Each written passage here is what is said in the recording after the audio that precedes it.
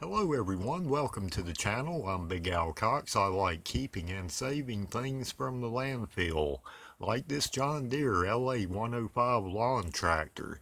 November 4th of 2009 is the manufacture date of this mower.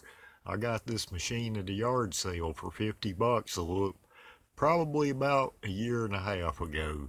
The machine now has 223 hours on it. When I brought it home, it had 179, so I have around 44 hours of time with it. I just needed to replace a headlight bulb, the battery, tune it up, and do a deck maintenance, all it really needed. So I got around $150 total in this LA 105, which is more than awesome. I really got an unheard of buy in this unit for the condition and the hours. The LA 105 is a great cutting machine, and I'd like to keep it around for a good while. It started running rich and starting hard, which progressed quickly to no start, flooding, and vapor locking. I rebuilt the carburetor, but it still wanted to be a problem. It wanted to run lean and rough. Now no fuel at all seems to be going through it. Once rebuilding don't work on a carburetor, it's time for a new one. I was looking on eBay at some of the cheap knockoffs of the notorious Nikki carburetor that are on these 100 series machines, and I decided to take a chance and order this kit that has the carburetor and some other extras I'll need down the road.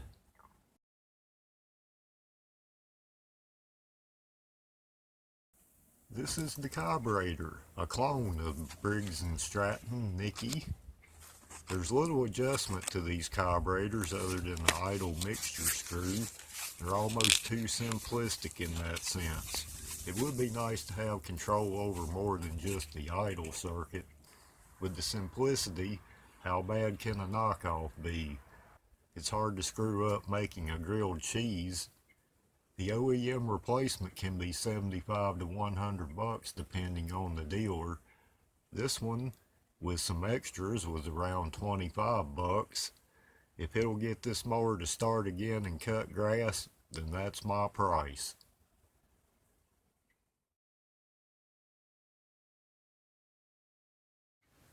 First off, open the air box and remove the filters.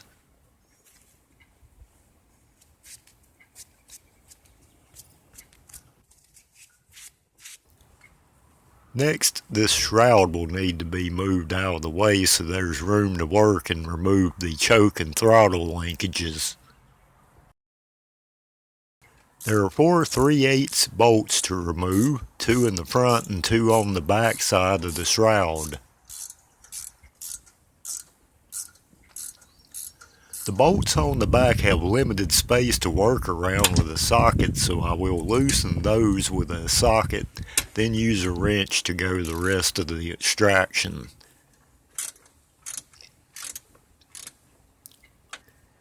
Once the bolts are out, the shroud will lift up. I don't really want to remove the fuel pump if I don't have to. This fuel line needs to be disconnected.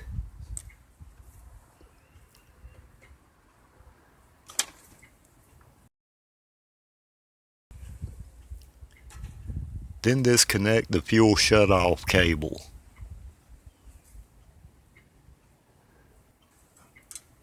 Two 3/8 bolts hold the assembly to the intake.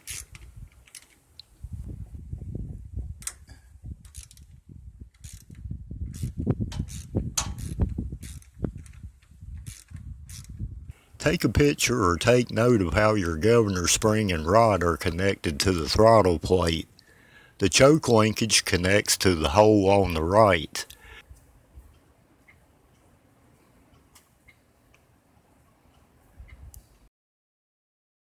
There's also a crankcase vent tube to remove on the back of the assembly. Remove the choke connection link.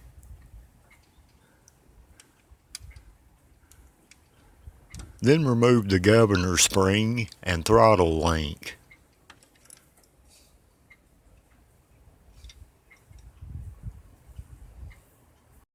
Now I can disassemble the assembly.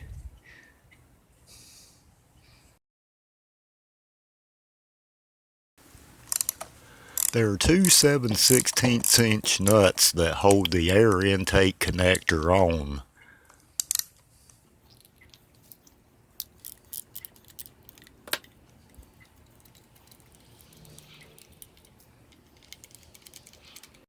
Two 5/16" studs run through the carburetor assembly and connect to the intake tube.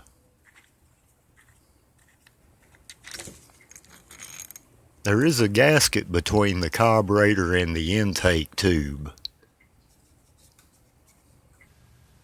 I have cleaned up this intake connector. I'm also going to clean up my intake mount. I have cleaned the O-rings and some grime on both of my tubes. If these are cracked or broken, you must replace them, or you'll have an air leak that throws the mix off and causes the machine to run rough or have no starts.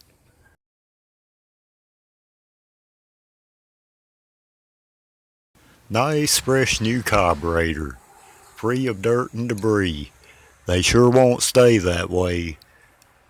Remove this rubber band. They put that on there to keep the choke plate from moving in shipment. I'm going to make sure I got my orientation correct on this assembly. The intake tube gasket goes back first. Then the carburetor goes on facing with the fuel inlet towards you. Then the carburetor mounting studs will go back through the assembly and connect to the intake tube.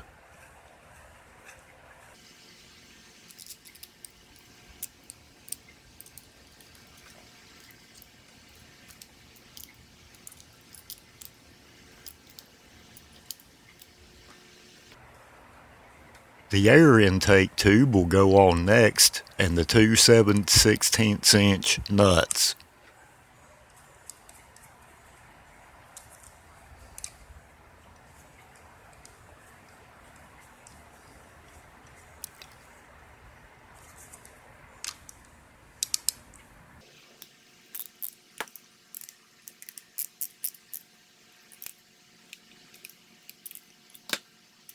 This is our new carburetor joined to the intake assembly. All I got to do now is put it back together like I took it apart and try it out.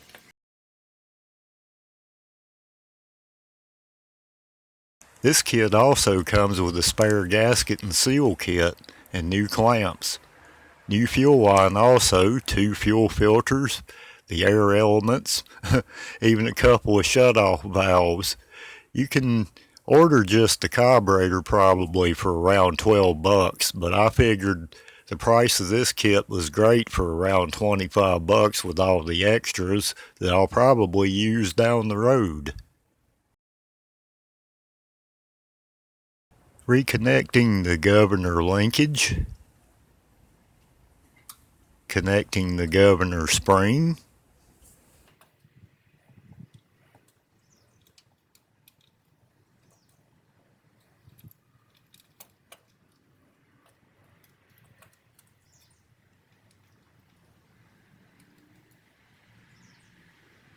reconnect the crankcase vent tube to the back of the intake assembly. Now I can reconnect the choke linkage. Intake bolts going back in. The new carburetor is installed and it looks good. Now I need to get my top cover back in place.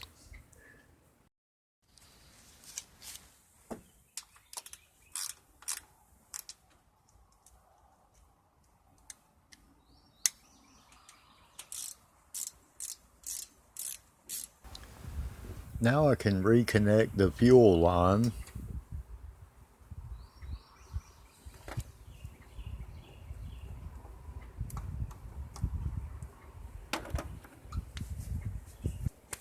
Reinstalling the air elements.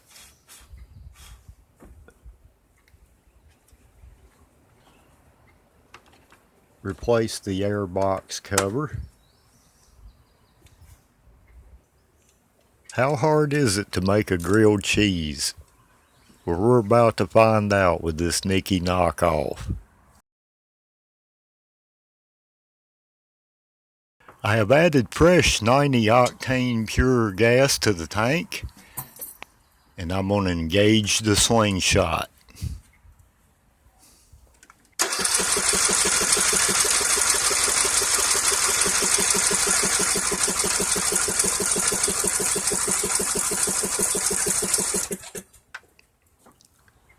Up, riding the short bus today, folks. I forgot to reconnect the fuel shutoff valve. Would help if we got some fuel flow through the new carburetor there, Al.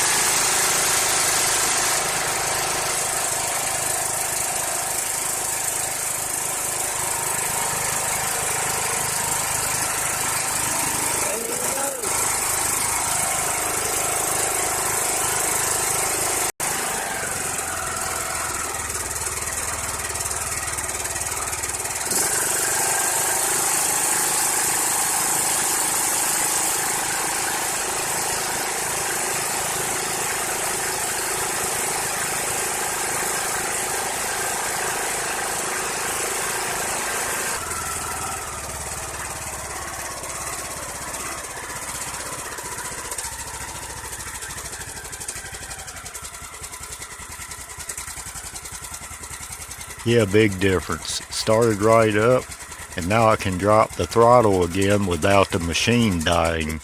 Looks like the eBay Nikki carburetor for the Briggs & Stratton 19.5 horsepower works.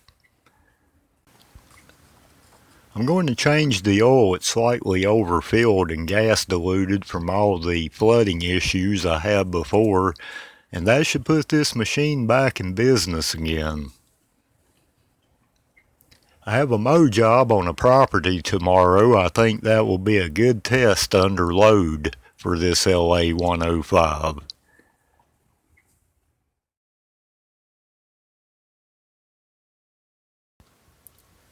My little action camera gave its all for these shots of the LA 105 in action with the new carburetor. Yeah, become a victim of the blade. After I took the shots, I stuck it in that little net and it fell out sometime or another. After combing through the grass and scattered debris for a good bit, I did find the smoking rechargeable battery, but there it was, the memory card. It was separated from all of it, and it still works. But I have to say rest in peace to my Vivitar action cam.